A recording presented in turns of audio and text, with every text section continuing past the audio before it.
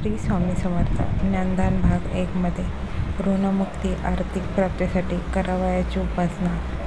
ही उपासना अतिशीघ्र फलदायी आहे।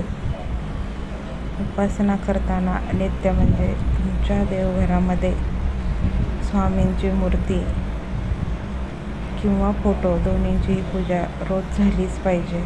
जेवणाचा नैवेद्य आणि श्री स्वामी समर्थ या मंत्राचा 11 माळी जप। श्री स्वामी चरितामृत ग्रंथाचे 3 अध्याय क्रमशः म्हणजे रोज 1, 2, 3, नेक्स्ट डे म्हणजे दुसऱ्या दिवशी 4, 5, 6 असं कंटिन्यू 21 अध्यायापर्यंत वाचन केलं पाहिजे। 1 माळ गायत्री मंत्राचा जप करणे अत्यावश्यक आहे।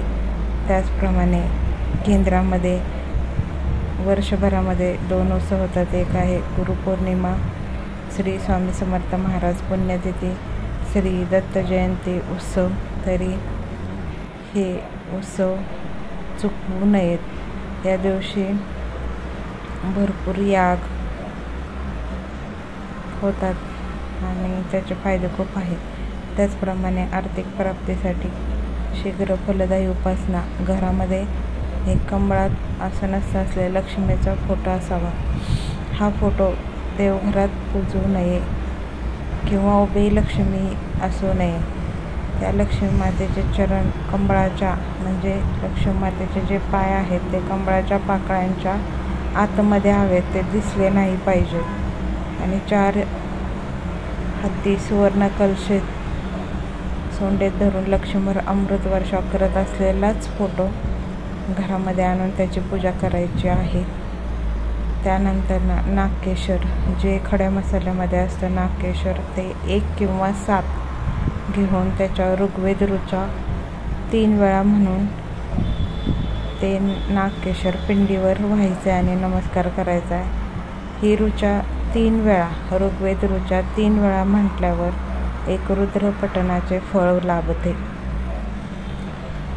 नागकेशर जर तुम्ही घरामध्ये ठेवलं किंवा देवघरात ठेवून त्याची पूजा केली तर धनदायक म्हणजे धनलाभ होण्याची शक्यता आहे।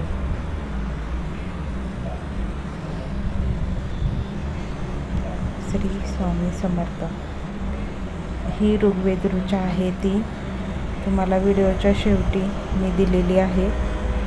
ती 3 वेळा म्हणायची आहे।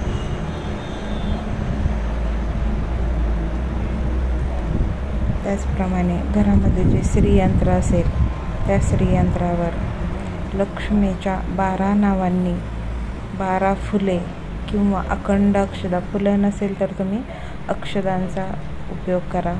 अखंड अक्षदा हव्या, तुटलेल्या नसाव्यात, 12 वेळा व्हावीत आणि प्रत्येक नावाचे 1 फूल अगर अक्षतांचे 4-5 कण तुम्ही व्हायचे किंवा दाणे व्हायचे।